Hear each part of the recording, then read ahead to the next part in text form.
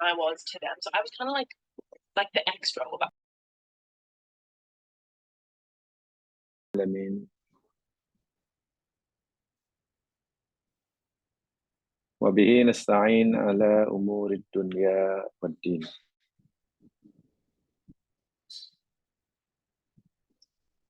Salatu wassalamu ala ashrafil anbiya wal mursalin. Nabiyina Rasulina Muhammad wa ala alihi wa ashabihi wa atba'ihi ila yaumiddin.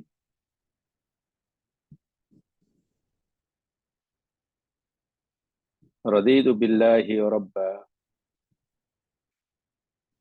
wa bil islami dina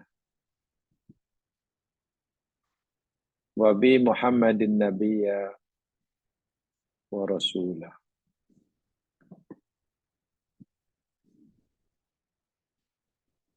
Rabbi shrah li sadri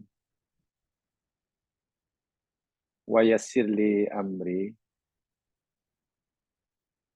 wahlul 'uqdatam min lisani yafqahu qawli.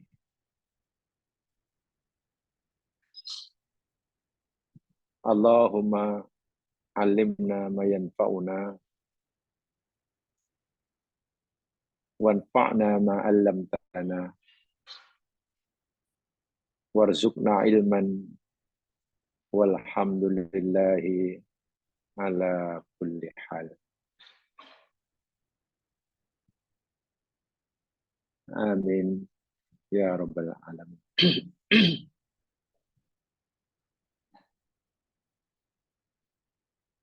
Muslimin, muslimat, para pendengar, saudaraku seiman dan seagama. Semoga Allah Subhanahu wa taala sentiasa memberkati kita, menunjukkan kita ke jalan yang diridhoinya, menjaga agama kita, memperbaiki dunia dan akhirat kita. Semoga Allah yang masih memberikan kita kehidupan di dunia, agar ianya dapat menambahkan kebaikan bagi kita. Dan jika nanti bila sudah tiba masanya Allah memanggil kita, mematikan kita, menghadap kehadiratnya, untuk kita mempertanggungjawabkan setiap langkah perbuatan sepak terjang kita selama hidup. Kita mohon kepada Allah agar Allah tutup kehidupan kita di dunia ini dengan husnul khatimah, dan mohon kepada Allah agar Allah jadikan kematian kita kelak sebirahatan min kulli syarr, kerehatan kita daripada pelbagai keburukan dan maksiat. Ya Allah, kabulkanlah permohonan hamba-Mu yang lemah ini. Amin ya rabbal alamin.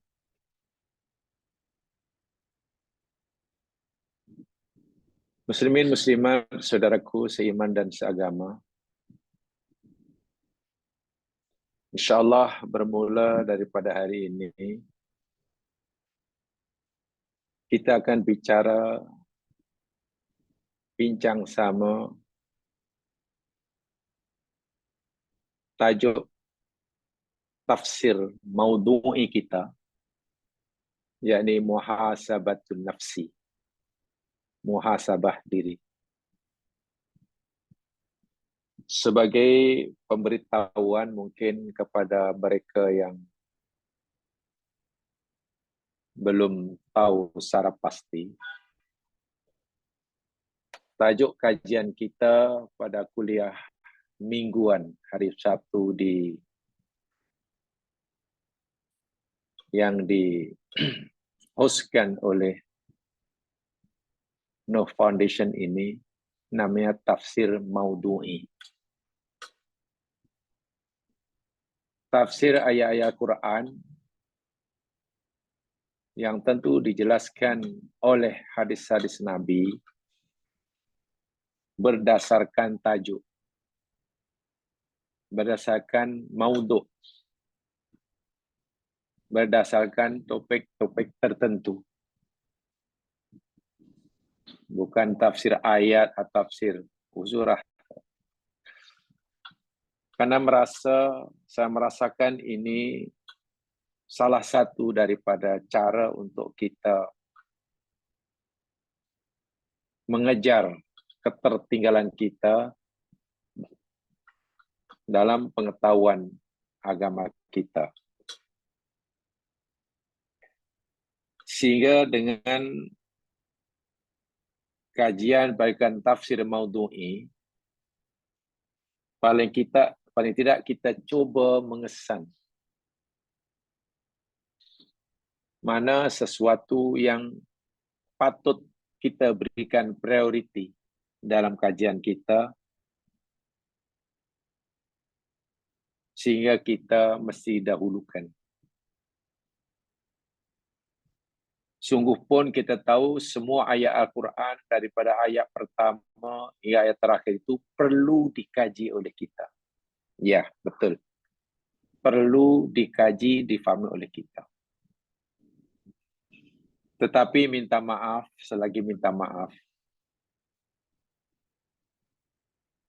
Maklum, kita semua sedar dan maklum. Mungkin, barangkali, umur yang Allah berikan pada kita yang terbaki ini, barangkali tidak mencukupi untuk kita mentafsirkan ayat demi ayat daripada awal hingga akhir. Wallahu alam, jika Allah masih menghendaki kita bagi umur 100 tahun lagi, wallahu alam, saya tidak tahu. Sebab itulah, dengan penuh kesadaran atas diri saya sendiri, saya memilih mengajak jemaah sekalian mempelajari tafsir berdasarkan tajuk. Yang saya berharap tajuk-tajuk ini memang sepatutnya kita berikan prioriti untuk kita ketahui dan untuk kita jadikan panduan bagi mengisi saki bagi umur ini,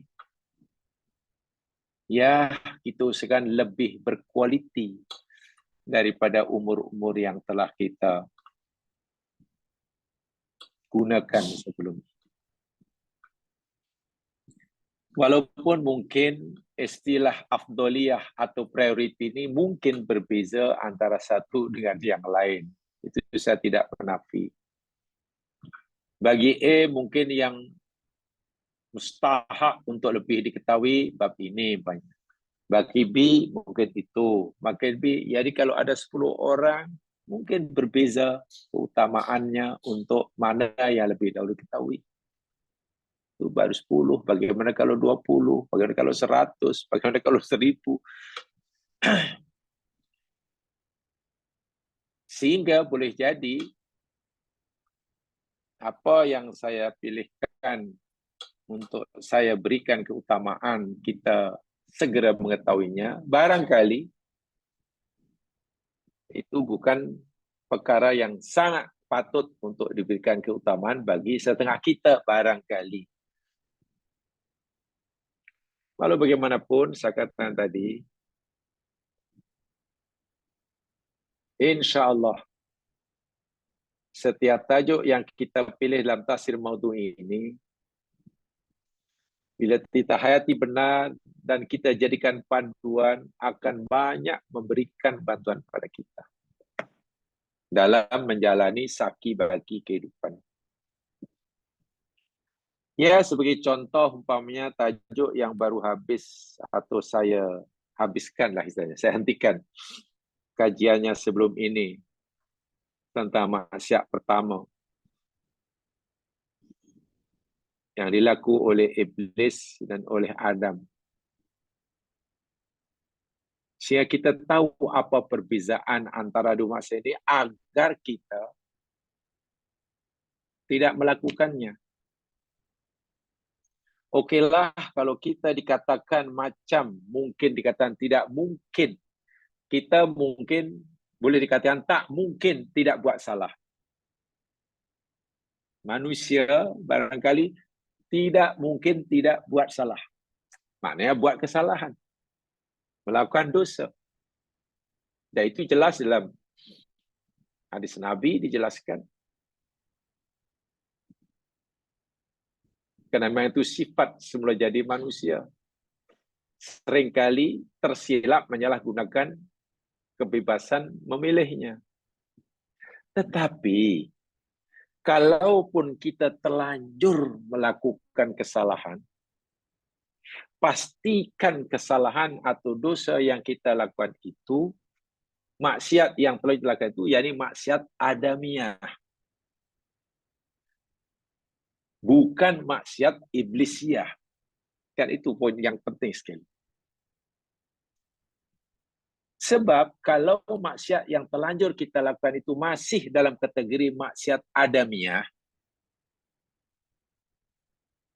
peluang bagi kita untuk mendapatkan pengampunan daripada Allah itu sangat besar. Pintu surga masih terbuka.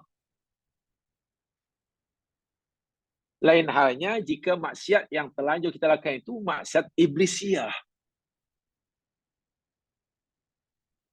Peluang mendapatkan pengampunan tidak ada. Pintu surga tutup. Nah, ini yang perlu kita jaga. Mungkin pertanyaan, macam mana kita nak tahu bahawa maksiat yang kita lakukan ini masih dalam kategori maksiat adamiah dan bukan maksiat iblisiah? Ini yang telah kita pelajari bersiri-siri sebelumnya itu. Sebab itu perbezaan ciri-ciri maksiat adamiah, ni. Ciri-ciri maksiat iblisiah, ni. Itu yang saya katakan sangat penting supaya kita tahu. Dan dahulu pernah kita pelajari sama. La yang bagi li mu'minin ayuhawwila maksiatahul adamiyah ila maksiatin iblisiyah. Satu yang kesimpulan yang kita telah pelajari. Dan tidak seharusnya, tidak semestinya, tak layak, tak patut, mana tak boleh langsunglah. Seorang mukmin itu mengubah, menukar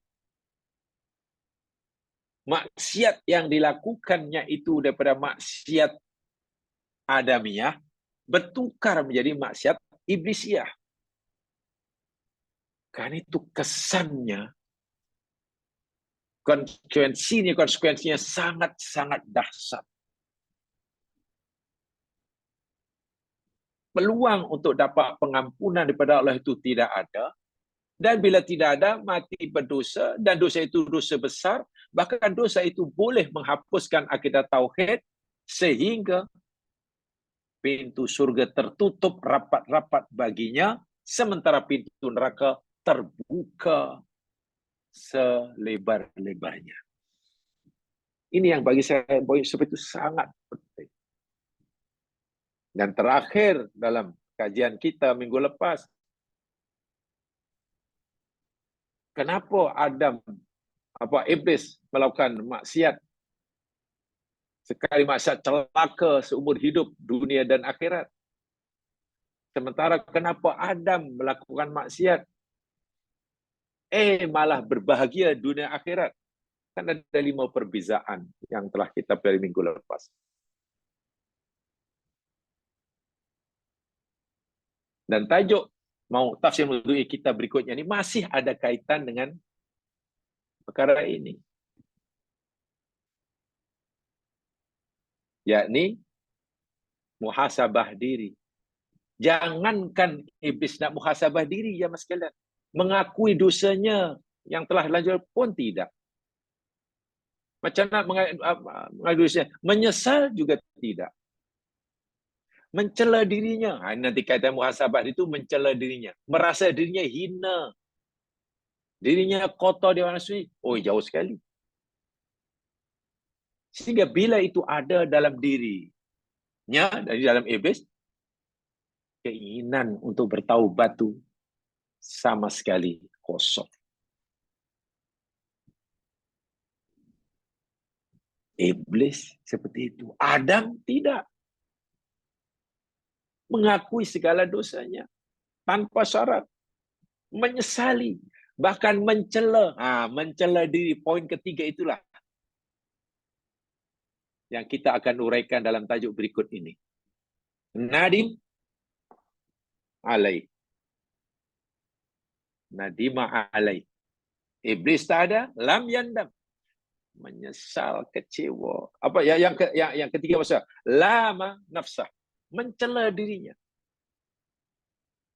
Nafsul lawamah. Mana ada dalam diri iblis nafsul lawamah?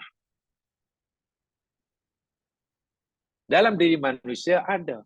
Sehingga jika seorang Adam, manusia, ketika telanjur melakukan maksiat, telanjur ya, melakukan bukan sengaja ya, sehingga maksiatnya masih di kategori maksiat adamiah. Kemudian dia muncul nafsul lawamahnya dalam dia. Nafsul lawamah sangat dominan. InsyaAllah. Orang ini bahagia dunia dan akhirat. Dengan sebab maksiat yang dilakukan, menyebabkan nafsul lawamahnya muncul, timbul. Orang ini dunia bahagia, akhirat bahagia, masuk surga. Karena nafsu lawamah itulah nafsu yang dapat menggerakkan seseorang untuk melakukan muhasabah diri. Muhasabatun nafsi. Ini kaitannya. Jadi tajuk tafsir maudu' kita berikutnya ini, saya ulangi, sambungan daripada penjelasan kita tempoh hari, khasnya poin ketiga yang menyebabkan iblis sengsara dunia akhirat, celaka dunia akhirat. Tapi dengan poin ketiga, walaupun Adam telanjur juga berbuat maksiat, beruntung dan bahagia dunia akhirat.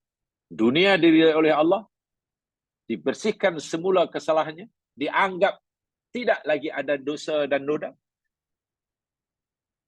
Di akhirat terbuka seluas-luasnya pintu surga. Ini dia. Apa itu? Muhasabah diri atau muhasabatu nafsi. Yakni mencela dirinya, menyalahkan dirinya, sudah mulai renungannya, dia sudah mulai banyak merenung ke dalam dirinya, melihat pada dirinya, bukan pada luar. Pada luar. Dia lebih banyak melihat kesalahan, kekurangan dirinya. Bukan rajin mencari, mengorek-orek kesalahan orang.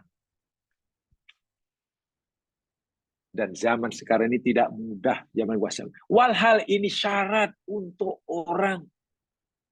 Salah satu syarat untuk seseorang.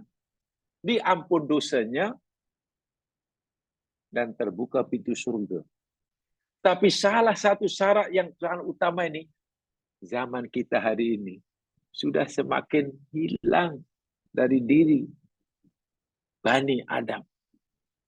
Dia bukan sibuk mencari kesalahan diri sendiri lalu berusaha memperbetulkannya, tapi malah sibuk mengurek-urek kesalahan orang lain bagi menunjukkan yang dia lebih baik daripada orang lain. Wah, iyadzubillah, tumadzubillah. Dan itu bahaya melalui pelbagai cara. Sama ada media cetak atau media elektronik, sama ada mereka macam-macam. Allahu Akbar. Apa yang kita cari? Semua orang Islam pasti ingin masuk surga. Jangan orang Islam. Orang Hindu, orang Buddha, orang Kristen pun ingin bahagia selepas mati.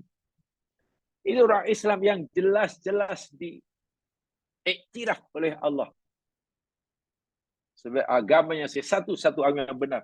Semua orang yang masuk. Tapi syarat yang Allah tetapkan untuk dapat surga,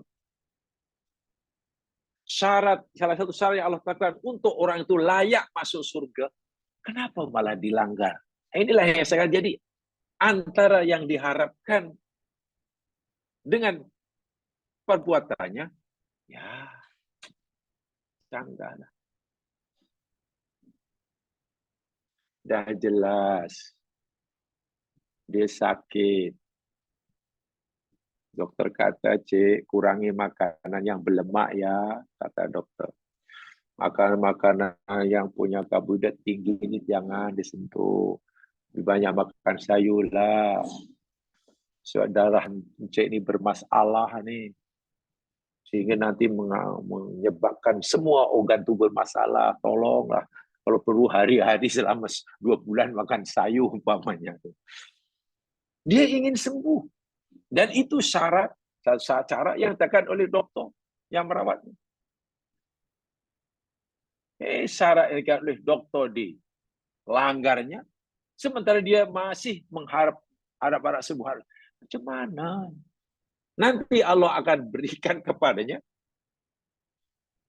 Allah akan kabulkan apa yang dia minta melalui perbuatannya, bukan melalui ucapannya. Dia minta sembuh, tapi kalaulah gaya hidup tak begitu, ya Allah tak bagi sembuh lah.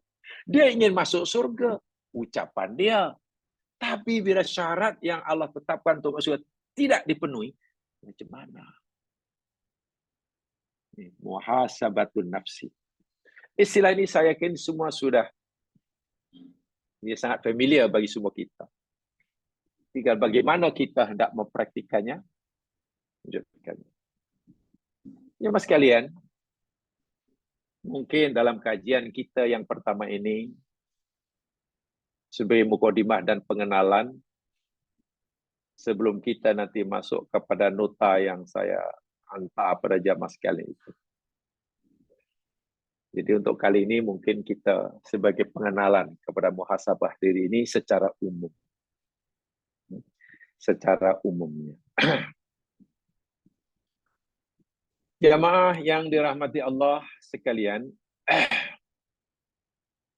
nanti penjelasannya lebih detail, teratur nanti ya bila kita sudah masuk bicara tentang tajuk ini. Tajuk ini boleh saya yakin semua sudah dapat. Nota sudah diantar, Azira? Sudah? Oh, semua sudah dapat lah ya? Dah. Okey, siapa yang belum dapat boleh minta pada host atau daftar dalam apa grup tu kalau dapat. Biasanya diantar pada grup biasanya lah. Jamaah sekalian, seperti yang saya katakan, mungkin yang pertama ini yang di sini pengenalan atau saya akan cerita secara umum tentang muhasabah diri atau muhasabun nafsi dalam bahasa Arab. Saya kutipkan daripada berbagai sumber, bahan berbagai sumber, dan saya bacakan dulu, lalu saya terjemahkan apa adanya, tapi ini tidak dalam nota ya. Bahwa manusia ini jamaah sekalian, hakikatnya amat-amat memerlukan, berhajat untuk mengenali dirinya. Untuk kenal dirinya. Ma'rifatun nafs. Dan siapa orang yang Allah beri dia taufik, kita selalu katakan, mudah-mudahan billahi taufik wal hidayah. Mudah-mudahan Allah beri kita taufik dan hidayah. Taufik dan hidayah. Apa itu mana taufik?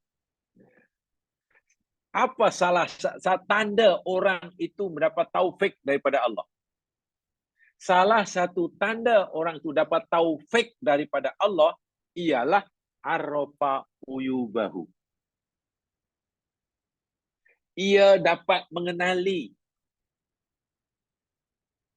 dapat melihat, seterusnya mengakui, seterusnya memperbaiki aib, cacat, kekurangan diri sendiri. Itu tanda orang dapat taufik daripada Allah. Wafaqa yuafiq itu maknanya persetujuan ya, kesesuaian. Jadi Allah setuju. Apa yang kita lakukan, apa tindakan yang kita lakukan yang Allah pasti setuju. Mencari kesalahan diri, mengenal kekurangan diri, dan berusaha memperbaiki. Muhasabatun nafsi, bahasa mudah. Itu tanda orang dapat taufik. Pasti Allah setuju akan perbuatan kita ini. Imam Ibn Hazmin rahimahullah pernah berkata begini. Tuba liman alima min uyubi nafsihi aktara mimma ya'lamun nas minha. Subhanallah. Beruntunglah, keberuntungan, kejayaan, apalagi kebaikan yang banyak bagi orang yang mengetahui akan aib dirinya, kekurangan dirinya, dosa dirinya, lebih banyak daripada dosa atau aib yang diketahui oleh orang lain kepadanya.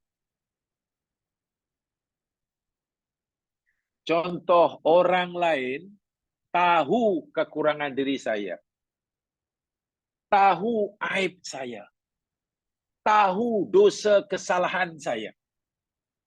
Nih. Mungkin mereka tahu dosa yang saya lakukan, maksiat keburukan saya lakukan, mungkin mereka tahu 50. Wah, teruk ni orang dah ada 5 menurut orang itu.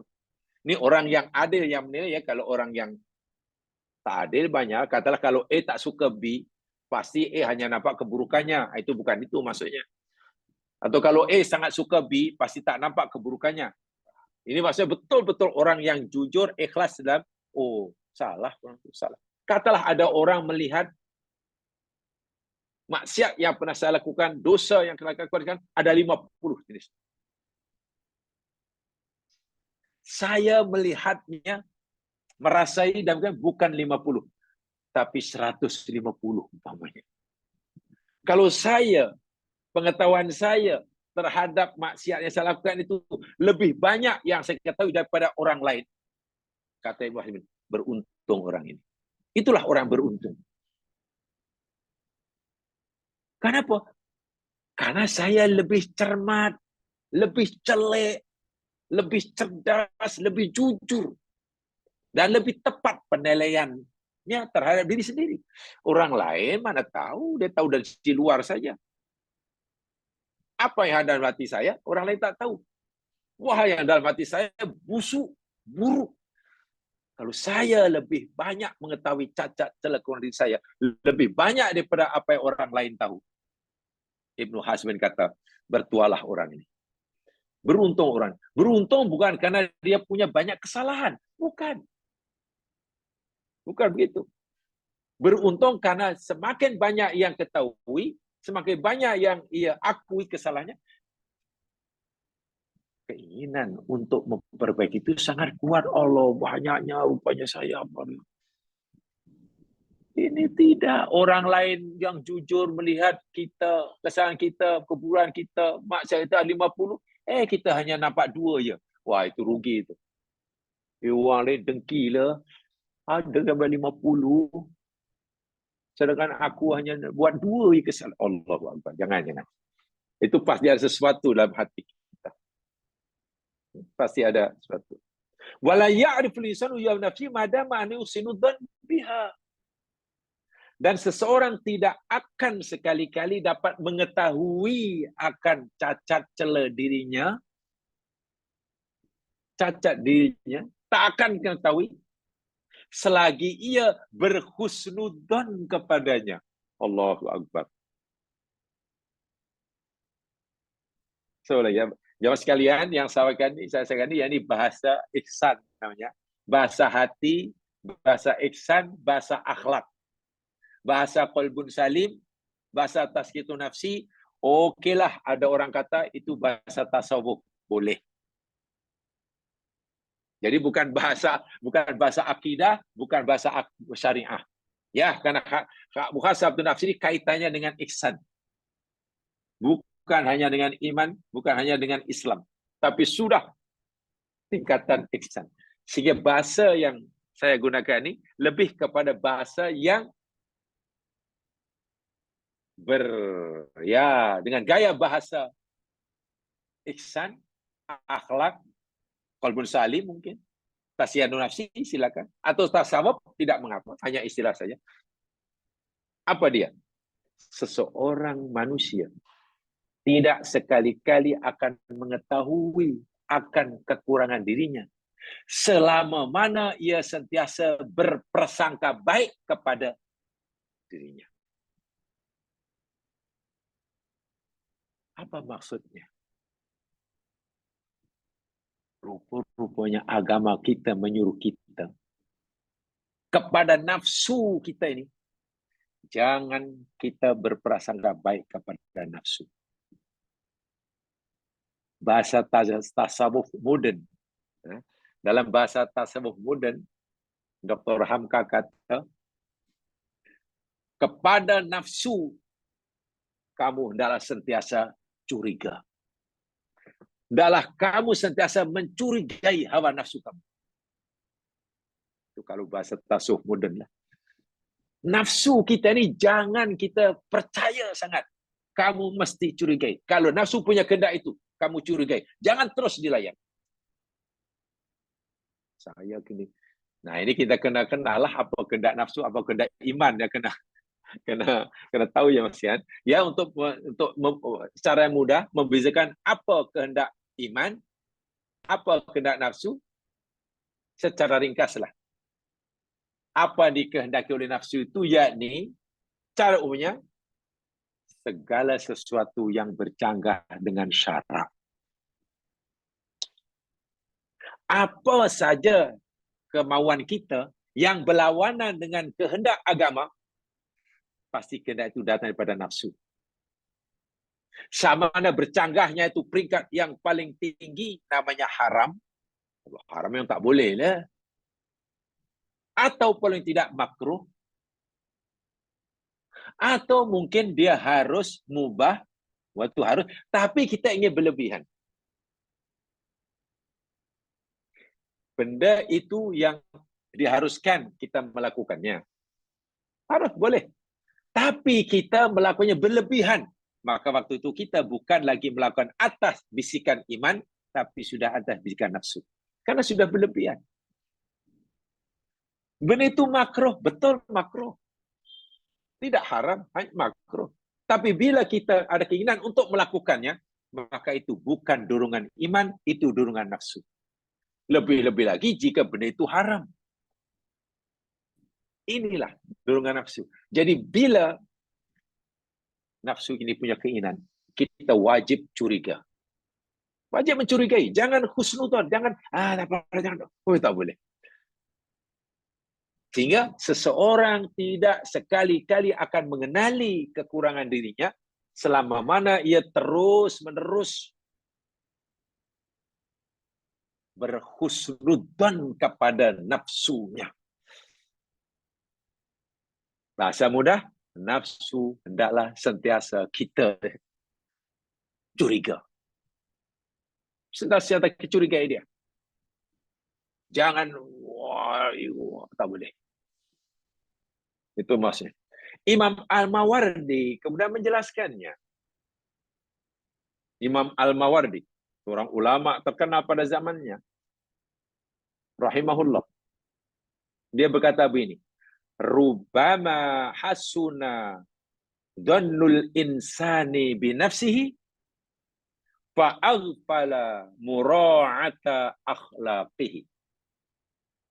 Fada'ahu husnud dhanni biha ila ridho anha. Allahu Akbar. Boleh jadi husnudzon kepada nafsu, sentiasa berbaik sangka kepada nafsu, itu akan membuat kita, menjadikan kita lupa, lalai menjaga tingkah laku kita, menjaga akhlak kita. Dan tak sedar, rupanya perangai dan akhlak kita sudah keluar daripada landasan agama. Apa puncanya?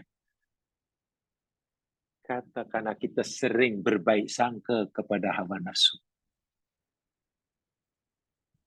Fada'ahu husnudzanni biha ila ridho anha. Dan sikap husnudzan kita kepada hawa nafsu itu akan mendorong kita, akan menjadikan kita ridho kepadanya. Sedangkan ridho pada hawa nafsu itu punca segala maksiat. Subhanallah. Ridho terhadap nafsu, ya mas sekalian, itu punca segala maksiat. Soalnya ini ucapan Imam Ghazali. Tadi saya katakan, saya ulangi, yang saya sampaikan ini bukan bahasa akidah, bukan bahasa iman, bukan bahasa Islam, bukan bahasa syariah halal haram, tapi ini bahasa ihsan, bahasa akhlak, bahasa qalbun salim, bahasa tazkiyatun nafsi.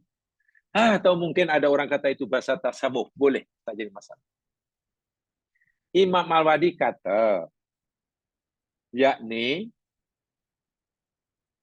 seseorang insan tidak akan dapat mengenali, akan aib dirinya selagi mana ia sentiasa berbaik sangka kepada hawa nafsunya. Dan orang yang sentiasa berbaik sangka pada hawa nafsu pasti akan lalai, cuai, tak kisah tentang tingkah laku, perangainya, dan perbuatannya. Akhirnya, karena dia sentiasa berbaik sangka kepada hawa nafsunya, maka orang itu ridho akan kemauan hawa nafsunya. Sedangkan kita tahu, hawa nafsu mengajak kita kepada maksiat. Jangan lupa, punca Adam melanggar larangan Allah. Itu pun karena dorongan hawa nafsu. Ya. Adam melakukan maksiat itu karena dorongan hawa nafsu. Gagal mengawalnya. Iblis melakukan maksiat itu karena kesombongan, bukan karena nafsu. Iblis melakukan durhaka kepada Allah itu karena sifat sombongnya, angkuhnya, bukan karena dorongan nafsunya. Adam didorong oleh karena memanglah relatif lebih ringan maksiat Adam. Orang melakukan maksiat karena dua nafsu itu relatif lebih ringan daripada orang melakukan maksiat karena kesombongannya. Betul. Itu telah kita pelajari. Tetapi bila orang itu sentiasa meridhoinya, tak ada suudzon pada nafsunya, nafsu tidak dicurigai, sentiasa berbaik sangka, yalah mama apa saja yang nafsu maukan, dia ridho kepadanya. Sedangkan kemauan nafsu ini hanya maksiat. Sehingga ada istilah agama, bahasa Arab, ar-ridho bil maksiyati maksiyatun. Allahu Akbar. Ar-ridho bil maksiyati maksiyatun. Ridho dengan maksiat, ridho terhadap maksiat itu adalah maksiat. Ridho kepada maksiat. Itu adalah maksiat.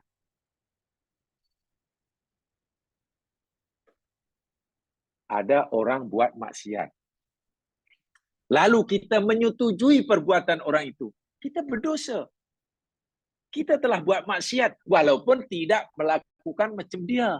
Dia, ialah melakukan maksiat dosa lah. Tapi bila kita melihat maksiat dan kita meridhoinya, menyetujui, memang patut pun dia macam tu. Kalau saya macam dia pun akan buat. Oh, kita berdosa. Atau maksiat itu dalam diri kita. Hawa nafsu jamaah sekalian. Hawa nafsu menyuruh kita melakukan dosa. Itu hawa nafsu.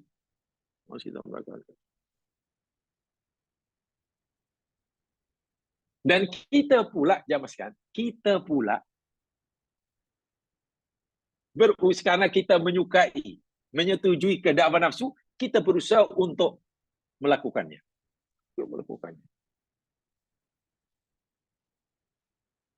Tapi kita gagal melakukannya. Nafsu sudah menyuruh kita buat maksiat, kita pun berusaha untuk melakukannya, tapi gagal. Maknanya maksiat tak terjadi. Kita tetap dosa. Walaupun kita gagal. Karena kita gagal bukan karena kita yang membatalkan niat tadi, tapi ada faktor luaran. Atau begini, nafsu suruh kita buat maksiat. Wah, ini usah dengan begitu. Dah lama punya keinginan untuk maksiat itu, tak kesampaian. Tak kesampaian. Terlepas peluang itu, dah hancur berkecil. Lepas itu menyesal pula. Ya, menyesalnya lagu, menyesalnya. Kita tengok. Dia belum berusaha melakukan kehendak maksiat, kehendak nafsunya. Tapi dia kecewa, menyesal karena tidak ada peluang untuk melakukannya. Nah, itu termasuk ridho kepada maksiat. Dan orang itu pikir telah melakukan maksiat. Kan berat itu. Ya, sangat berat ya mas sekalian. Sebab itulah Imam Al-Mawardi dengan tegas menyatakan, yakni ridho orang tidak akan mengenali aib dirinya selagi ia ridho husnudon terhadap hawa nafsunya. Wa'iyadzubillah. Tumadzubillah. Baik, itu kata Imam Al-Mawardi ya, kata Imam Al-Mawardi. Bahkan dinyatakan dalam satu kata-kata hikmah,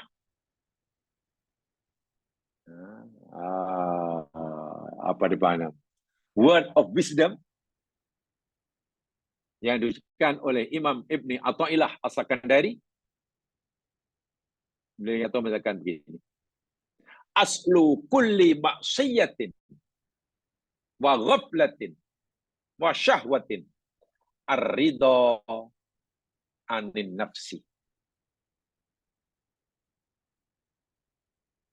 Asal punca segala maksiat, punca segala maksiat itu, yakni berpunca daripada ghaflah, kelalaian, lalai,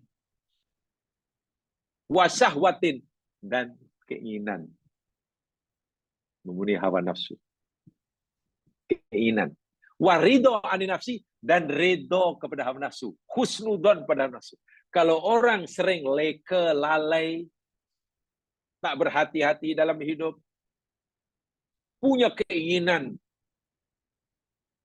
tanpa had, dan ridho pula pada hawa nafsu, husnudon kepada hawa nafsunya, nafsu itu tidak pernah dicurigai, itulah punca segala maksiat.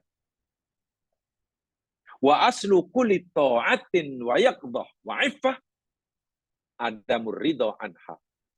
Sedangkan punca segala ketaatan, punca segala ketaatan ialah yaqdah. Kita terjaga, kita sedar, kita sentiasa berwaspada wa iffatin, dan menjaga diri. Tolak kemauan hawa nafsu. Adamur ridho anin nafsi. Jangan sekali-kali meridhoi kehendak nafsu. Itu yang tadi nyatakan ridho, apa namanya, husnudzon kepada hawa nafsu. Sehingga perkara yang sebetulnya sangat-sangat berbahaya, sangat penting ini, sayangnya ramai manusia yang kurang cerdas. Paham ya? Situ. Hadis Nabi Shallallahu Alaihi Wasallam daripada Anas bin Malik radhiyallahu an. Hadis ini diriwayatkan oleh Imam Al-Bazzar. Status hadisnya bi isnadin hasan. Para hadisnya hasan, bawah sahih, atas dhaif. Jadi sahih, ini hasan, bawahnya dhaif. Jadi atas apa namanya? Atas dhaif, bawah sahih. Kata Nabi sallallahu alaihi wasallam,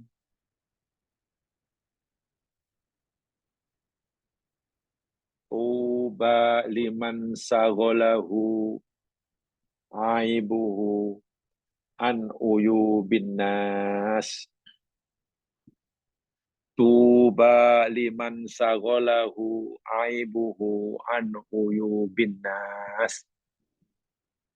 Beruntunglah, bertuahlah bagi seseorang yang sibuk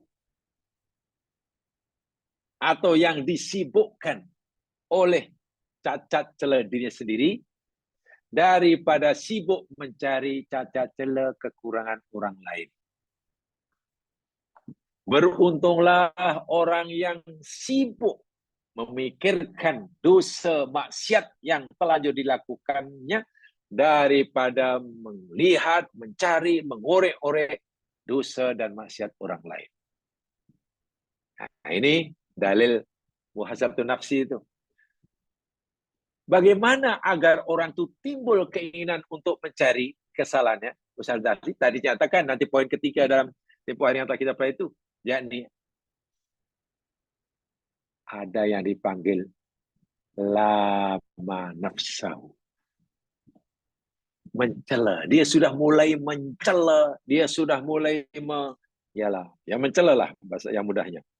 Dia sudah mulai mencela, sudah mulai menyalahkan, sudah mulai ada rasa kecewa kepada hawa nafsunya sendiri. Nanti ada penjelasannya lebih panjang.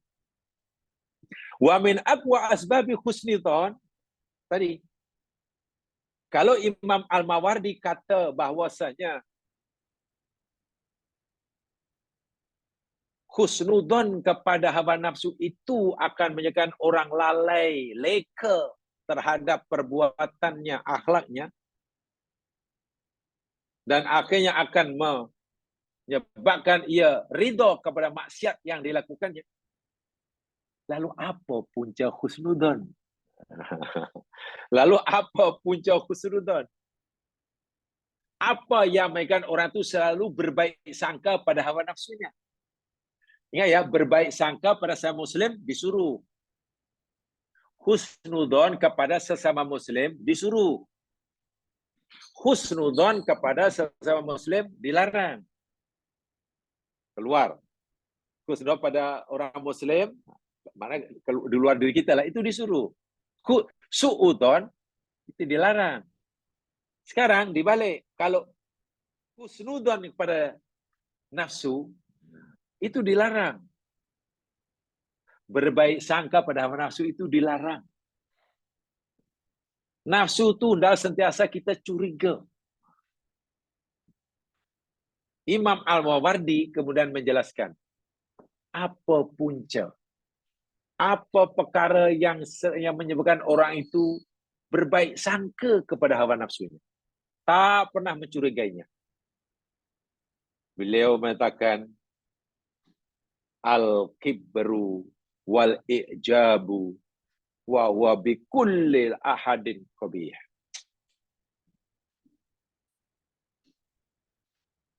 Punca orang itu sentiasa husnudon kepada nafsunya, al-kibru, kesombongan. Kesombongan. Dan itu penyakit yang diderita oleh iblis. Kita pelajari pada siri lepas. Itu ibu segala penyakit hati. Sombong. Sehingga tidak merasa bersalah walaupun salah. Bahkan merasa benar. Meninggalkan perintah Allah tidak dirasai satu kesalahan. Dianggap satu kemestian. Jadi iblis ini berfikirnya, sikit pun aku terasa bersalah, ya Allah, meninggalkan perintahmu. Bahkan akulah yang benar. Karena sepatutnya engkau tak suruh aku sembah sujud hormat pada Adam, sepatutnya engkau suruh Adam hormat aku. Itu yang betul. Jadi iblis buat salah, tak rasa salah. Bahkan merasa benar karena kesombongannya. Yang kedua, al-ijab, ujub. Bila orang itu sudah sombong, ujub pasti ada. Ujub itu kan kagum pada kebaikan, ya.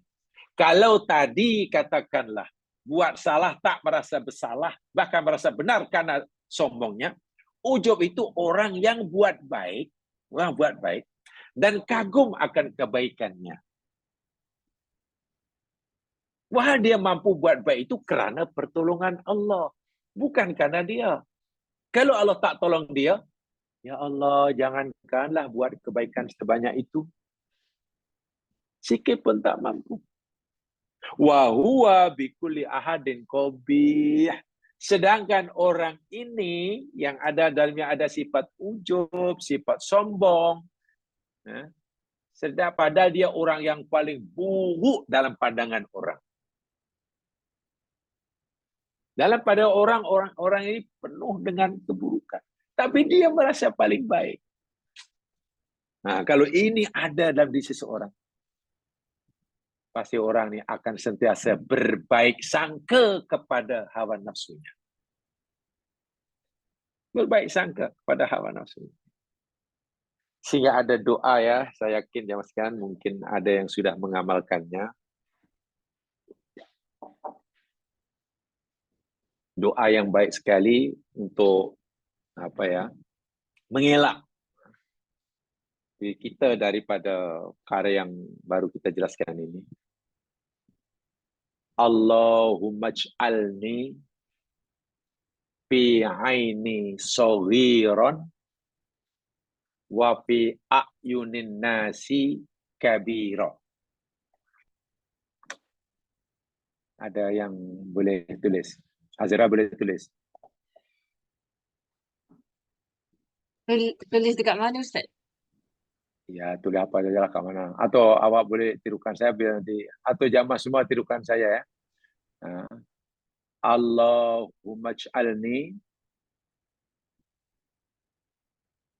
Coba ikuti saya. Allahumma ij'alni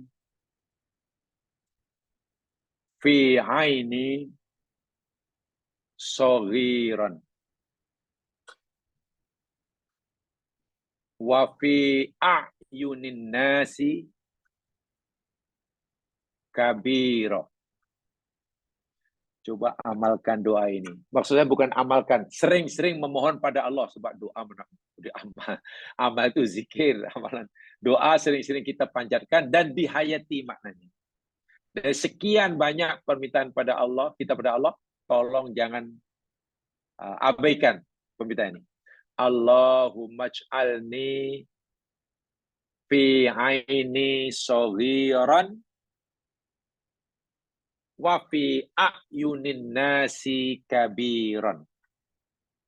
Artinya, Allahumma ij'alni, ya Allah, jadikanlah diriku ini. Jadikanlah aku, diriku ini. Fi aini saghira, kecil dalam pandangan mataku. Ya Allah, jadikanlah diriku ini kecil dalam pandangan mataku. Wa fi a'yunin nasi kabira. Dan jadikanlah diriku ini besar dalam pandangan orang kepadaku.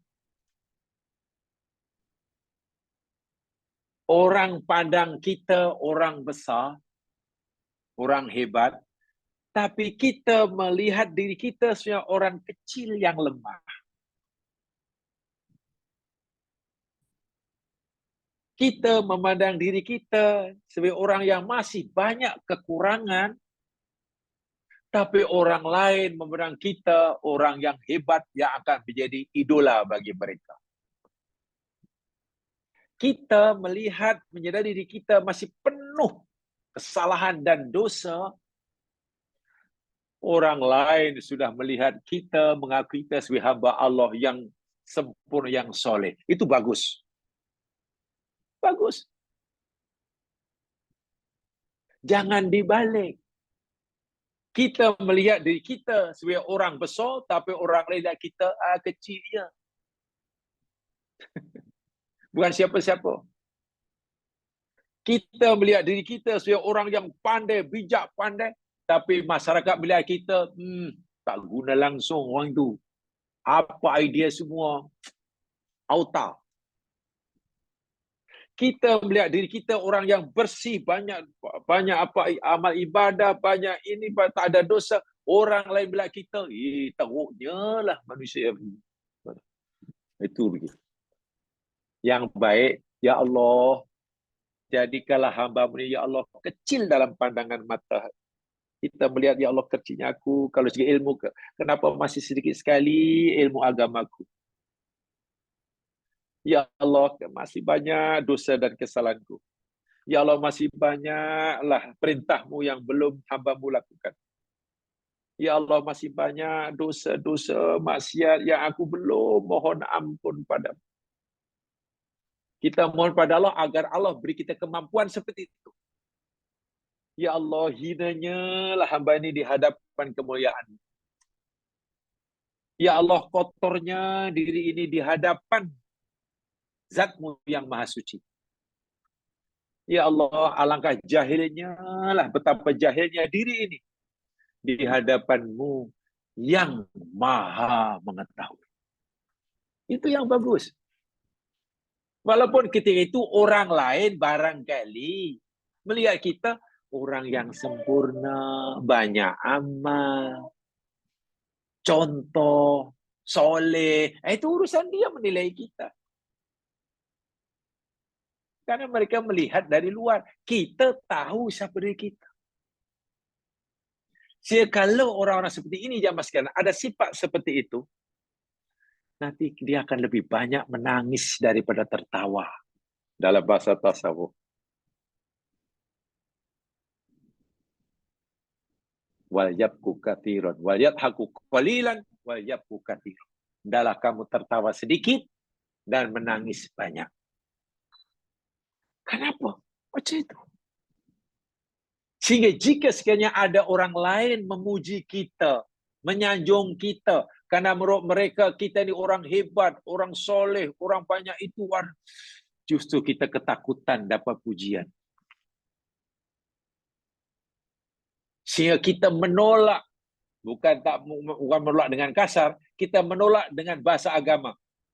Dipuji hanya kita karena kita tahu kita belum layak mendapat pujian seperti itu. Karena kita tahu diri kita penuh dengan kelemahan.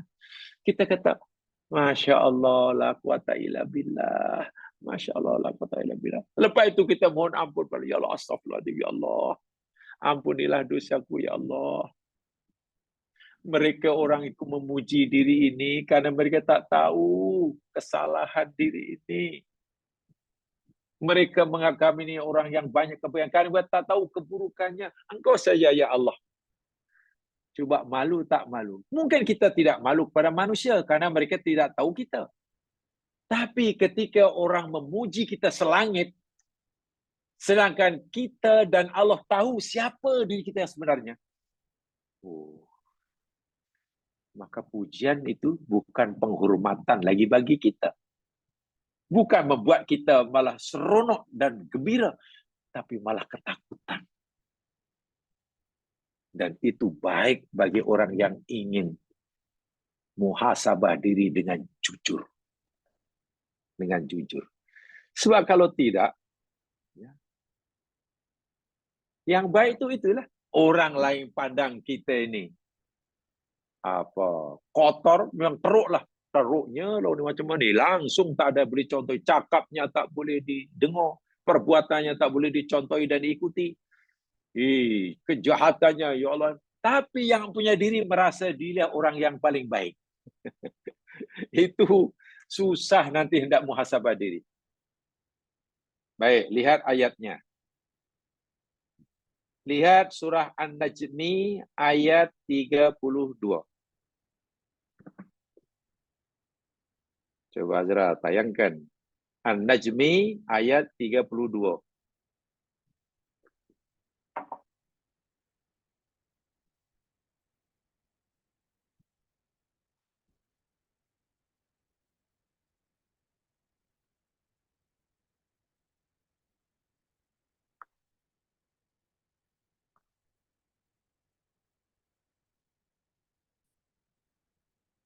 Sudah?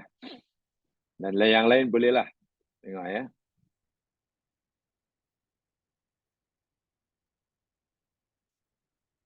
An-Najmi. Surah Bintang. Ayat 32. Surah keberapa tu ya Ustaz? Nah, tengok adalah tu. Tak jumpa pula. Sekejap. Surah 53. Ya. Surah 53. Ayat 32.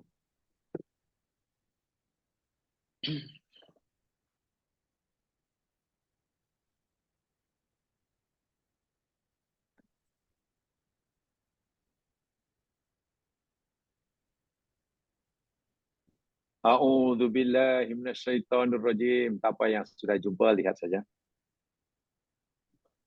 Alladzina yajtanibuna kaba'iral itsmi wal fawahisha illal lamam. Orang-orang yang mereka menjauhi akan dosa-dosa besar dan perbuatan-perbuatan yang keji kecuali al-lamam. Nah, lamam ini diartikan sebagai dosa kecil. Lamam. Orang-orang yang menjadi dosa besar. Dosa besar semua dah ditinggalkan. Kalaupun dia terlanjur melakukan dosa, dosa lamam. Lamam itu menunjukkan dosa kecil. Kepada orang seperti ini, Allah beritahu, Inna rabbaka wasi'ul maghfirah. Sesungguhnya Tuhanmu itu maha luas pengampunannya. Jadi, harapan, peluang untuk mendapatkan pengampunan itu sangat-sangat besar. Sangat besar. Bahkan ayat ini, ambillah contoh. Bila seseorang katalah sudah bebas daripada dosa besar. Tidak ada satu pun dosa besar yang dilakukan. Bersihlah dia besar. Jika saat itu dia masih punya dosa kecil, maka dosa kecilnya itu akan mendapatkan pengampunan secara otomatik daripada Allah. Terbebasnya seseorang daripada dosa-dosa besar itu menjadi asbab terampunnya dosa-dosa kecil. Itu maksud ayat ini. Walaupun jadi dosa kecil, ya bagi pengampunan secara percuma. Tapi kalau orang itu masih punya dosa besar, ya dosa kecil tak dapat pengampunan secara percuma lah. Kena taubat. Gitu. Tapi Allah masih bersedia membuka ruang untuk taubat. Huwa a'lamu bikum. Dia Allah itulah maha mengetahui akan kamu. Kamu manusia. Id ansha'akum minal ardi. Apa yang Allah ketahui tentang kita? Semenjak bila? Ketika Allah menciptakan, menumbuhkan kamu daripada bumi, daripada bahan yang paling asal, tersimpan dalam perut bumi, tanah, berupa tin, turab, sulalah min tin, tinun lazib, menjadi maniun yumna, ma'un mahin. Ketika kamu masih berupa itu.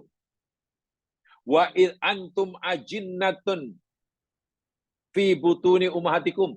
Dan Allah juga mengetahui kamu. Ketika kamu masih berupa janin dalam perut ibu kamu. Ketika kamu mula tercipta fizikal kamu. Daripada nutfah jadi alaqah, alaqah jadi mudghah, mudghah jadi daripada nutfah pada alaqah, alaqah jadi mudghah, kemudian Allah ciptakan tulang, kemudian lahir jadi baby. Semua jaringan saraf telah disempurnakan. Allah tahu perkembangan kita semasa kita masih menjadi janin. Tahapan-tahapan yang bisa ketika masih berupa embrio. Allah tahu. Bukan Allah tak tahu. Ini. Bukan hanya diketahui prosesnya saja. Tapi Allah juga tahu apa yang akan berlaku pada diri kita nanti bila sudah lahir ke dunia. Ya, Allah tahu segala-gala ciptaannya sebelum pun ia dicipta, sebelum ia berlaku. Karena pengertian Allah ni sangat-sangat detail dan mendalam, hingga perangai kita, perbuatan kita, niat kita, hati kita, apa pesanan Allah, ingatan Allah pada kita. Ini dia. Fala tuzakku anfusakum. Itu underline tu. Perlu itu underline, karena ini yang penting. Fala tuzakku anfusakum. Janganlah kamu merasa suci. Allahu Akbar. Jangan kamu merasa suci. Zakat itu mana suci. Zakai, zaki suci. Tu zakat itu merasa suci. Menganggap suci. Anfusakum akan diri kamu. Jangan salah artikan ya. Jangan diartikan, jangan kamu menyucikan diri-diri kamu. Bukan. Tapi janganlah kamu menganggap suci akan diri kamu. Jangan kamu fikir dirimu ini dah bersih, dah suci, dah tak ada dosa, garanti masuk surga. Jangan. Ini larangan Allah. Itulah namanya kesombongan dan ujub tu. Merasa dirinya besar, tapi semua orang lain pandang kita kecil. Merasa dirinya sudah bersih, orang lain masih lihat yakin kita kotor. Merasa dirinya sudah soleh, banyak amalnya, tapi orang lain melihat dia, Allah, masih banyak salah, bukan banyak soleh. Ini larangan Allah. La tuzakku, fala tuzakku anfusakum. Jangan kamu menganggap diri kamu ini dah bersih, dah suci, dah alim, dah pandai, dah banyak amal, dah terjamin surganya. Jangan. Itu dilarang oleh Allah. Merasa besar dalam pandangannya, melihat dirinya sangat besar. Orang lain pandang dia kecil ya. Huwa a'lamu. Karena dia jugalah yakni Allah sajalah a'lamu, maha mengetahui. Bimanit taqwa. Siapa yang bertakwa. Nilai seseorang daripada aspek suci atau kotor, takwa atau belum, soleh atau belum, banyak dosa atau sudah terampun dosa, layak masuk surga atau belum layak masuk surga, itu Allah saja yang tahu. Jangan kita merasa sudah paling layak masuk surga. Minta maaf ya. Orang yang sudah merasa layak masuk surga biasanya akan mudah menerakakan orang. Karena dia sudah merasa patut masuk surga, dia mudah menerakakan orang. Neraka. Ini bahaya kecenderungan itu. Merasa dirinya paling benar, paling suci, suka melihat orang apa ni banyak dosa. Ini bang. Allahu Akbar. Bila nak muhasabah diri kalau itu jalan fikir yang dilaluinya? Kan mudah. Merasa sudah ini nanti sampai pembicaraan apa tajuk nanti insya-Allah saya tunjukkan contoh-contohnya. Bahaya, sangat-sangat bahaya. Ini jelas sekali. Sehingga apabila seseorang insan itu mengetahui akan aib, cacat, celah dirinya sendiri, kekurangannya, dosanya, maka inilah yang akan menggerakkan hatinya. Akan menggerakkan hatinya untuk buat muhasabah.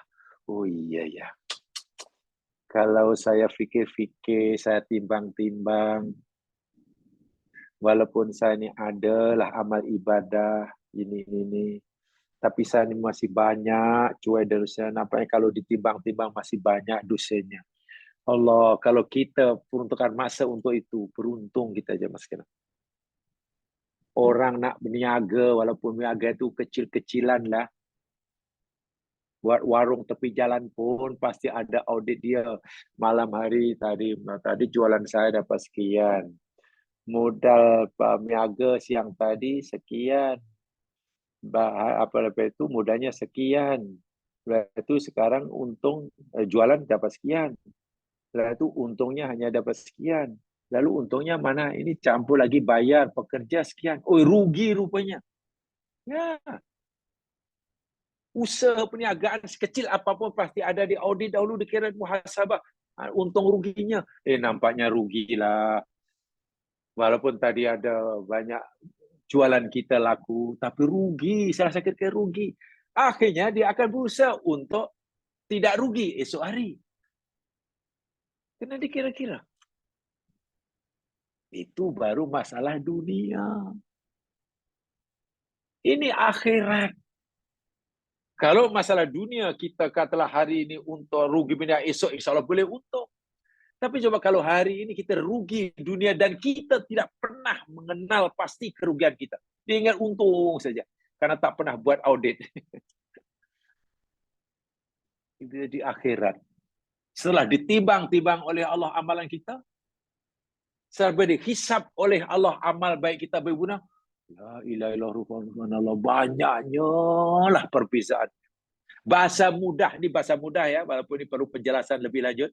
Ketika ditimbang sebelah kanan amal baik, sebelah kiri amal yang tak baik, rupanya yang kiri, berat sungguh. Kita pun lah apa puncanya. Itu sebelum Allah menimbang-nimbang di akhirat, sebelum Allah hisab di akhirat, Allah suruh kita hisab kita sendiri sekarang ini. Mbak Umar kata, hasibu anfusakum qabla an tuhasabu. Hisab oleh kamu diri kamu sebelum kamu dihisab. Timbang-timbang amalan kamu sekarang. Orang soleh selalu melakukan, orang dahulu zaman sekarang orang soleh dahulu selalu melakukan malam hari, satu di antara ibadah malam hari, qiyamul lail. Satu di antara amalan qiyamul lail yang mereka lakukan oleh orang-orang dahulu, yakni muhasabah diri.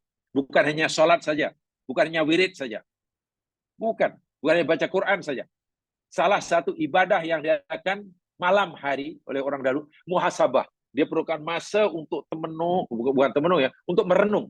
Untuk merenung apa yang dilakukan siang hari, baik buruknya, lalu ditimbang-timbang dikira-kira, bila mereka menemukan bahwa keburukannya lebih banyak daripada kebaikannya, mereka akan menangis istighfar kepada Allah.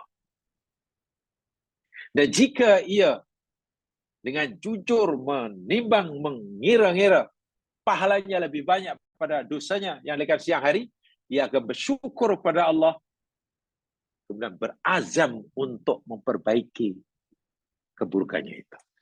Itu ibadah malam hari. Jadi qiyamul lail ini tak semestinya selama 1 jam atau 2 jam seolah saya tidak. Qiyamul lail itu mana menghidup-hidupkan waktu malam dengan ibadah. Dan salah satu ibadah yang sangat-sangat penting dan besar dinilai di sisi Allah, muhasabah diri. Ya hanya memikirkan siang hari. Kan yang tahu apa yang kita lakukan siang hari itu kita, orang lain tak tahu. Tapi dengan ikhlas biasanya, kalau orang jamaah sekalian buat muhasabah diri seorang diri, tak ada kawan. Dalam keadaan yang tenang, senyap, ya, yang keheningan malam, biasanya hati akan mudah bercakap. Karena telinga kita tak dengar suara orang, mata kita tak melihat sesuatu, mulut kita tak akan lawan bercakap. Keinginan untuk berjalan-jalan malam hari tidak ada. Itu biasanya hati nurani yang dalam itu keluar. Cakap apa adanya. Memberikan maklumat yang jujur kepada kita. Nah ini. Wa mujahadatu aliyasilabiya ila tazkiyatiha min tilkal uyub.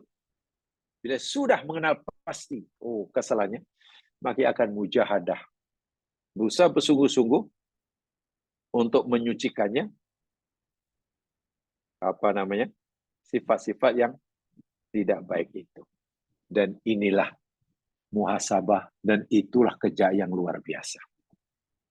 Baik. Sekarang coba buka surah Asy-Syamsu mulai ayat 7. Wasyamsi waduhaha. Surah Asy-Syamsu, surah matahari, mula ayat ke-7.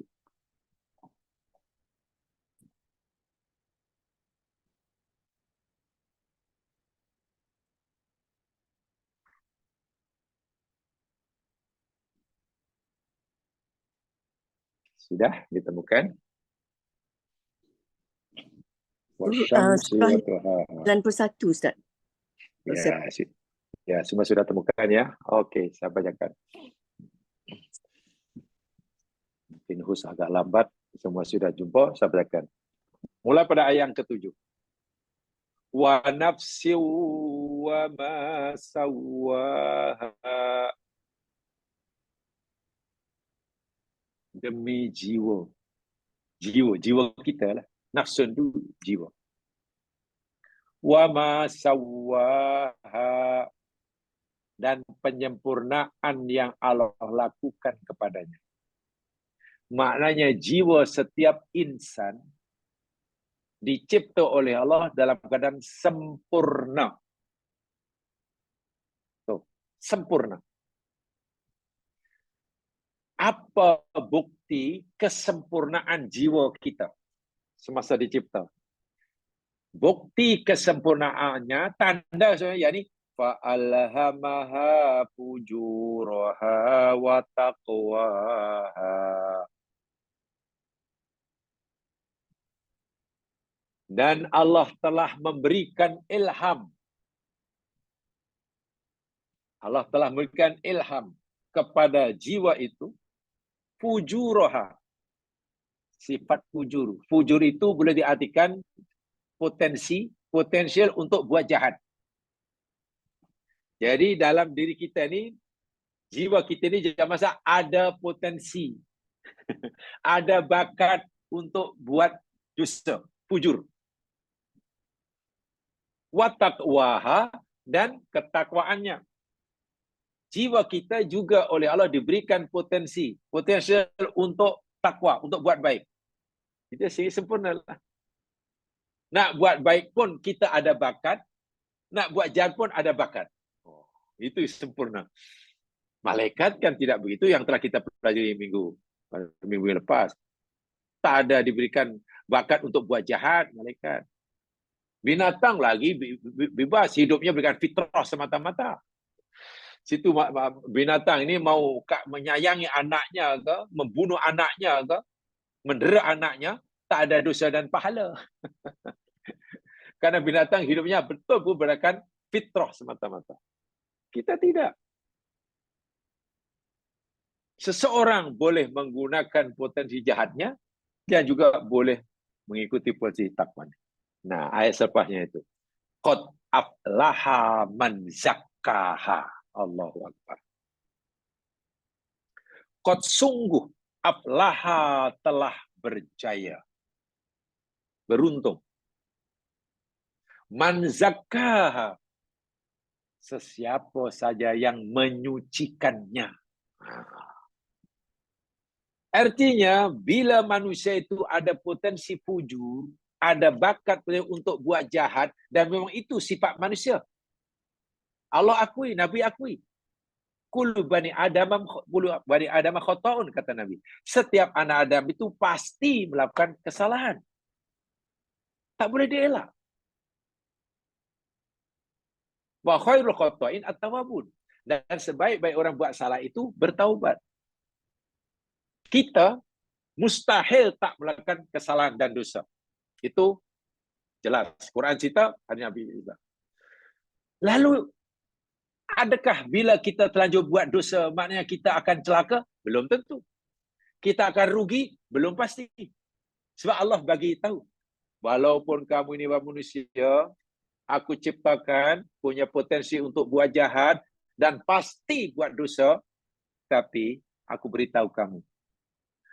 Beruntunglah kamu yang mau menyucikan dosanya itu. Membuang dosanya itu. Membersihkan jiwa yang sudah kamu kotori itu, kamu bersihkan balik. Macam mana orang mau membersihkan kekotoran dirinya? Pertama, kena menyadari yang dirinya kotor. Menyadari. Keduanya, mengakuinya. Seterusnya, menyesali. Dan kemudian mencela. Jangan, saya ni kotor tak apalah, saya ridho dengan kekotoran. Mana boleh. Dah tahu rumahnya kotor, banyak sampah sarap karena lepas keduri. Orang yang tak sedar bahawa dapurnya kotor, insya Allah tak akan tergerak hatinya untuk membersihkannya. Pasti. Kalau orang itu menyadari dapurnya kotor, oh saya tahu dapur saya kotor. Dan saya mengakui dia kotor, katalah. Katalah. Dan akhirnya tak merasa tak selesa yang dapurnya banyak sampah. Kedua, tiga. Banyak sampah. Ketiga pula ada penyesalan. Ada penyesalan, kenapalah saya buat sampah sarap di dapur ini. Ada penyesalan. Kalau setakat itu saja, sama sekalian. Tetapi tidak. Tapi dia merasa selesa. Dengan kerana itu, ya jangan harap akan membersihkan dapurnya. Nah, saya yang ketiga itu, mesti merasa tidak selesa. Dia pun ni. Jangankan orang lain akan mencela dapur kita yang kotor. Kita sendiri pun akan mencela. Aku tak suka dah kotor. Aku nak bersihkan. Barulah bergerak untuk membersihkannya. Dosa demikian juga. Pertama mengakui. Lalu menyesali. Dan itu tadi. Mencela. Kotornya. Dia aku kotornya.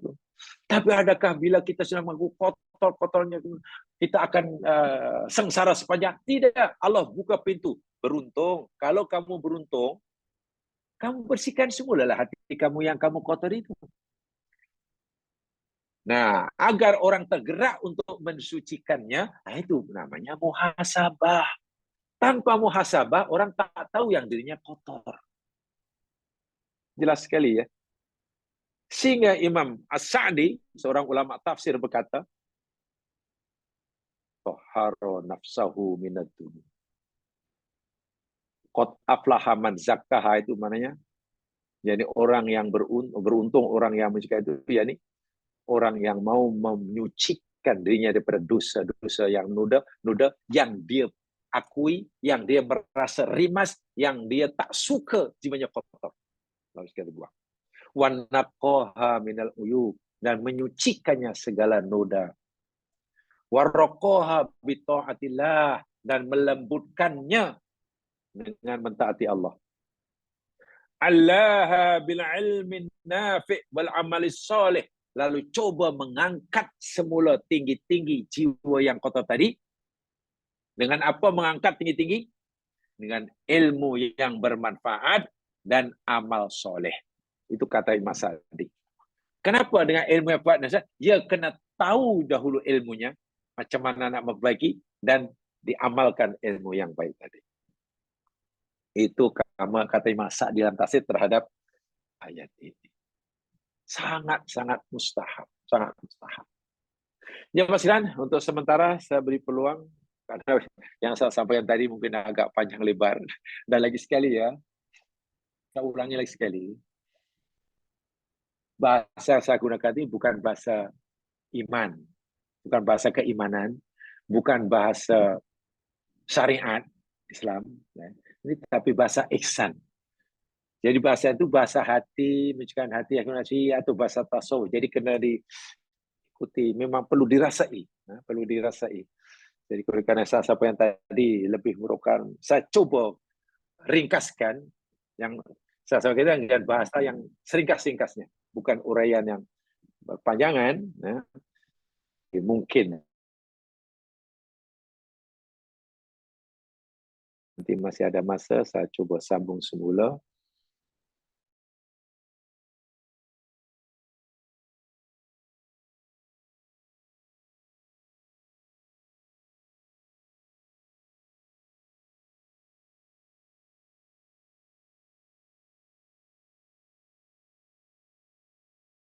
Sendiri lebih dari orang lain tahu aib kita.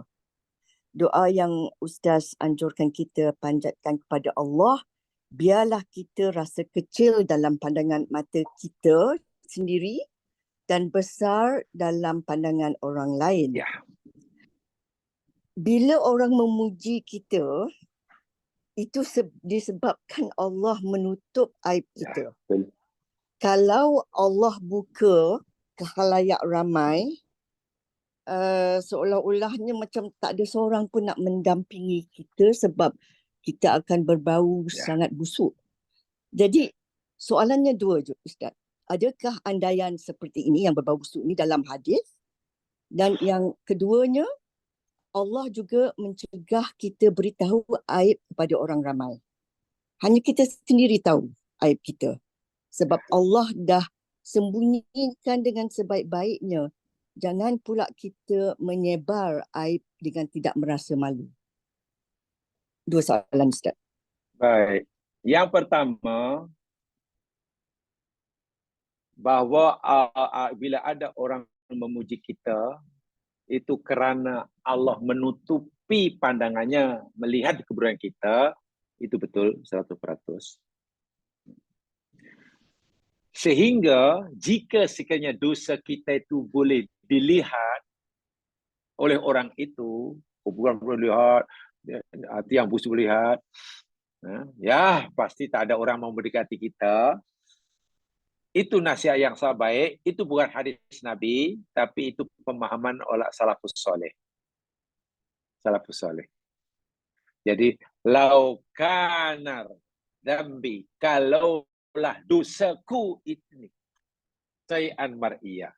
Kalaulah dosaku ini berupa suatu wujud yang boleh dilihat dengan mata kepala.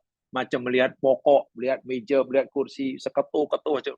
Kalaulah dosa yang itu Allah nampakkan debu, diwujudkan, dijilmakan, maka Rabbani ahadun. Pasti tidak seorang pun yang mau mendekati diriku. Karena hodohnya rupa dosa itu, karena busuknya aroma dosa itu. Betul, itu bukan hadis Nabi, tapi itu ulasan ulama dulu ketika menjelaskan.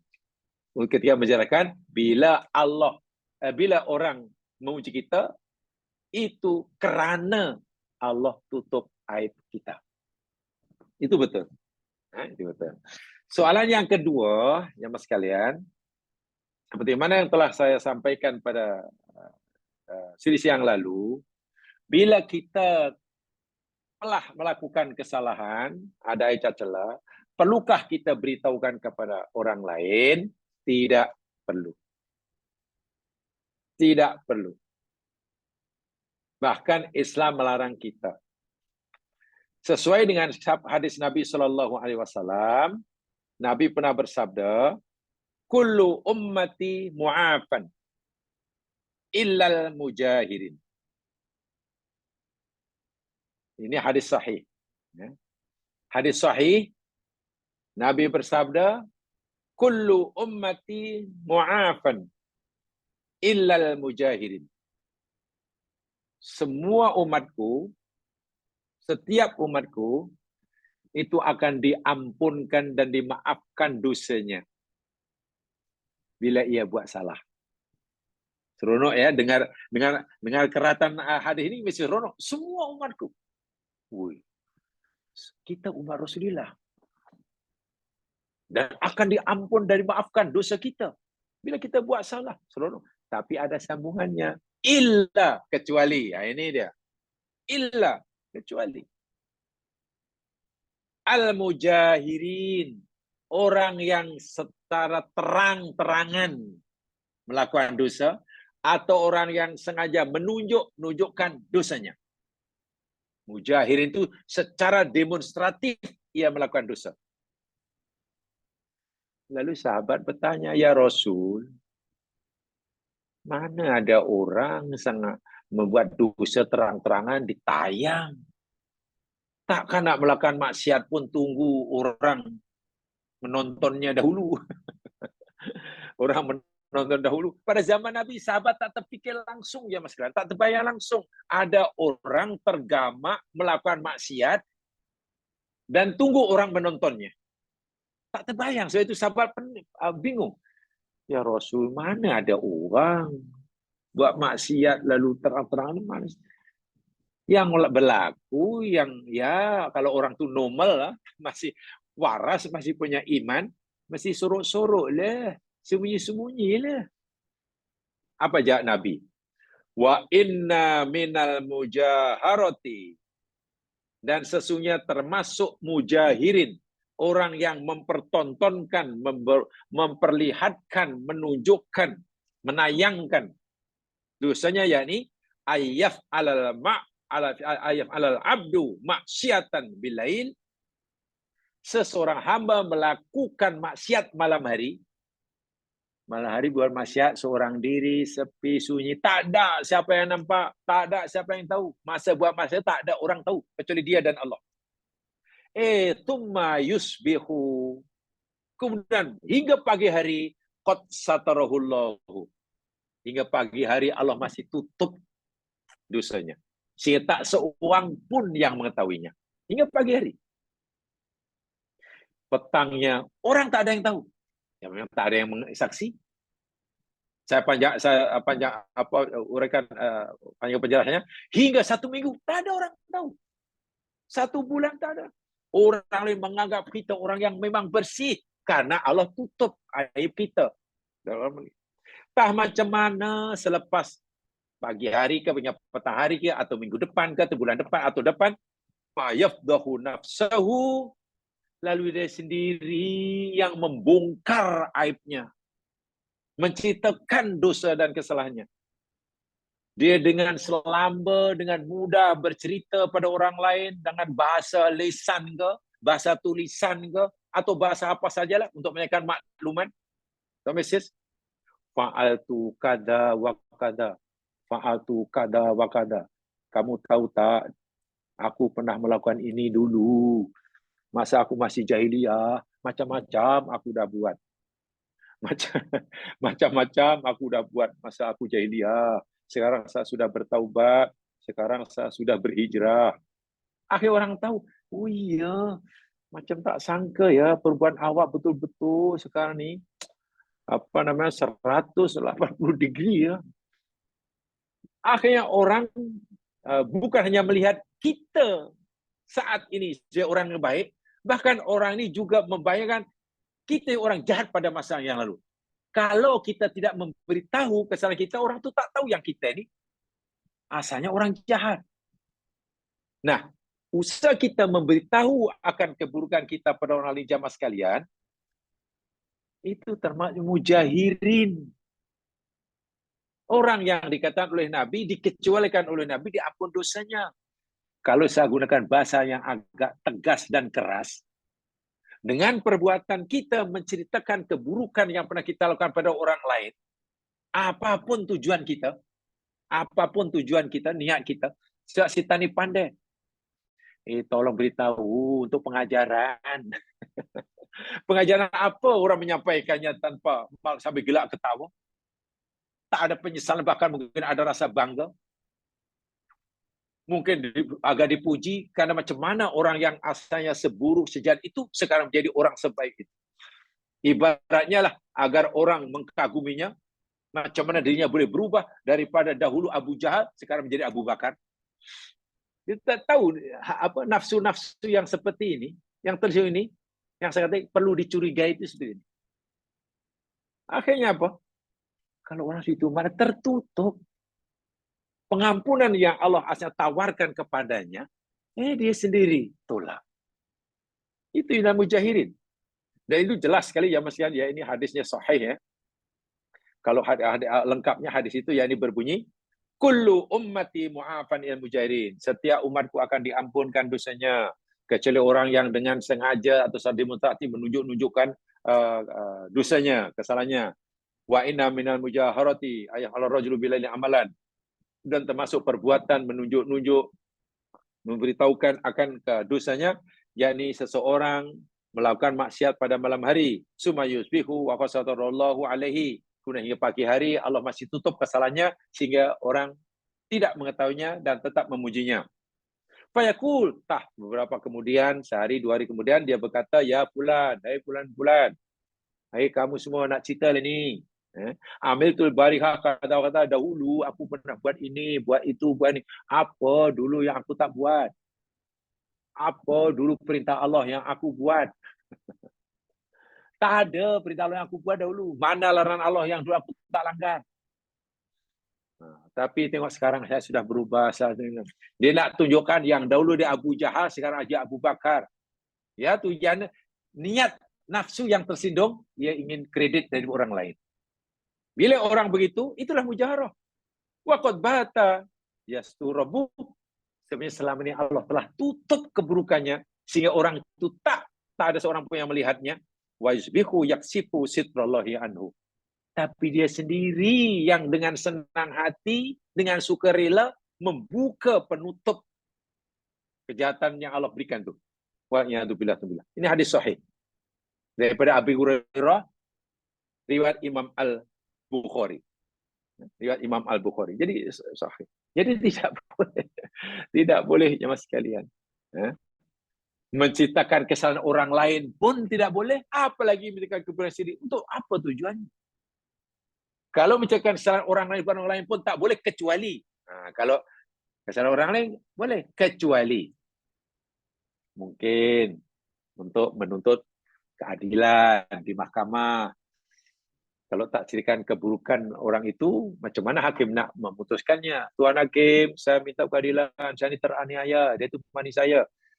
Coba beritahu mahkamah apa kezaliman kan oleh dia kepada awak. Ya kita kena cerita, dia itu orang gini. Itu boleh di mahkamah. Tapi tanpa alasan yang dengan syarat, menciptakan kebenaran orang lain tak boleh, apalagi diri sendiri. Jadi sepatutnya bila kita buat sesuatu yang tak baik dan tak ada orang tahu, yang tahu hanya kita dan Allah, itu rahmat Allah kepada kita.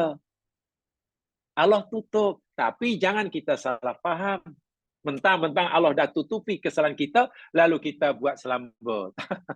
Allah tutup itu, Allah tidak buka itu, nak bagi kita peluang untuk memperbaiki diri kita sendiri. Gitulah. Masa buat jahat kita tak nak diketahui orang, sekarang Allah bagi ruang pada kita untuk memperbaiki diri pun tak perlulah diketahui orang. Jangan tahu sebagaimana tak boleh kita mencegah keburukan kita juga tidak perlu mencegah taubat kita, begitulah. Woi, sekarang saya dah bertaubat, malam hari saya tak pernah miss qiyamul lail, tak perlu. Masa buat dosa pun kita tak mau dilihat orang, ya masa begitu biar kita dan Allah saja yang tahu, gitulah maksudnya. Sebab kalau kita memberitahu kejahatan yang kita lakukan yang Allah tutup, menyebabkan pengampunan Allah ditarik balik. Bila kita menjalankan kebaikan yang kita lakukan untuk ada pengampunan, itu namanya sum'ah. Inilah perlunya dalam beragama. Artinya, Ya, jangan kita nih berpenat-penat. Tiba akhirnya dapat kosong. Dapat kosong. Begitu jawaban saya. Terima kasih Ustaz. Ya, jelas ya. Ya, oke. Saya itu ya mas kalian. Jadi yang lain kalau mungkin masih ada tanya tolong disimpan dahulu. Boleh saya ini terbuka ya sebab saya sebenarnya sangat suka berdialog ya. Saya suka berdialog karena kebetulan ini pakai Zoom seperti ini ya. Kalau Zoom ini mana saya boleh berdialog lah. Sebab ada satu kelas tuh hanya pakai apa depan itu SteamYard ya, yang baru tuh. Yang SteamYard itu mana saya tak boleh melihat siapa pengikut peserta usroh itu. Tak boleh. Dia boleh melihat saya, tak boleh. Jadi saya macam monolog. Monolog itu susah sekali. Bagi saya sangat susah untuk menyampaikan message. Kalau macam ini kan dialog, ya mah boleh. Okey lah, on kan saja dia punya audio tu boleh tanya satu saya. Saya lebih suka itu. Dengan itu insyaAllah ya sebab tujuan saya begini ya sebenarnya. Kalau kita buat sistem dialog itu, akhirnya ya kita merasa apa ya satu level lah. Jadi tidak ada istilah mengajar dan belajar. Masih semuanya tarafnya belajar yang lebih tinggi itu. Hanya kebetulan mungkin saya berpeluang menyampaikan dan jamaah diberi ruang untuk mendengar itu saja. Bukan yang menyampaikan lebih tahu, bukan begitu. Ya. Atau mungkin hanya saya kebetulan lebih tahu lebih dahulu. Jadi itu namanya belajar bersama Del itu begitu. Jadi jangan dibuat satu gap yang jauh, tidak boleh ya. Dalam belajar tidak boleh antar gap antara yang menuntut dengan yang yang mencari dan yang memberi. Tak boleh ada guru, jangan ada gap. Ingat ya, pengikut Nabi Muhammad pada zaman Nabi hidup apa namanya? Sahabat, bukan murid. Iya, bukan murid, sahabat. Dan tahu apa mana sahabatun? Sahibun. Teman. Teman yang senasib sepenanggungan. Maknanya duduk sama rendah, beri sama tinggi, ringan sama dijinjing, berat sama dipikul. Itu ibaratnya. Jadi betul-betul macam tidak berjarak. Nabi dengan sahabat ini boleh kata tidak ada jarak, tidak ada gap. Walaupun ia tidak mengurangi rasa hormat sahabat kepada Nabi. Sahabat tetap hormat. Tapi tidak berjarak. Sehingga Nabi pun kalau makan sama dengan Rasul. Nabi pun suka cari tempat duduk di mana tempat yang kosong. Jadi betul-betul kawan. Tapi tetap saja sahabat memuliakan Rasulullah itu tetap. Tapi dari segi zahir tak ada berjarak. Jangan sampai antara yang mengajar dengan dia ada gap yang sangat jauh, seakan yang satu duduk di tinggi yang itu akhirnya lama kelamaan timbul fanatisme, akhirnya timbul mengkultuskan individu, kultus individu, cult. Dan itu tak boleh. Hanya timbul fanatisme, sampai pemujaan yang itu kesan daripada mula-mula yang situlah berjarak. Jangan sampai berjarak. Jadi istilahnya antara yang menyekat yang penting yakni sebagai lawan berfikirlah, lawan mengkaji, lawan gitu. Bukan sebagai yang pemberi yang bukan. Saya lebih suka begitu. Dan itu bagi saya sangat sehat. Cara belajar itu sangat sehat. Untuk menumbuhkan kedewasaan dan kematangan berpikir. Tapi kalau ada jarak, bahkan sampai peringkat yang jauh, saya kadang-kadang pantang seorang yang belajar bertanya pada yang mengajar. Wah, itu dah. Itu bagi saya malah tidak menepati metode Al-Quran dan hadis Nabi. Mudah-mudahan Allah sentiasa membimbing kita ya, pada jalan judulnya. Yang benar pada Allah jua. Yang silap oleh manusia sendiri. InsyaAllah kita akan berkesempatan yang lain diizin oleh Allah Subhanahu wa Ta'ala. Subhanakallahumma wa bihamdika asyhadu an la ilaha illa anta astaghfiruka wa atubu ilaik. A'udzu billahi minasyaitonir rajim. Wal 'ashr. Innal insana fi khusr illa alladziina aamanu wa 'amilus shalihaat. Wa tawashaw bil haqq wa tawashaw bis sabr. Assalamualaikum warahmatullahi wabarakatuh.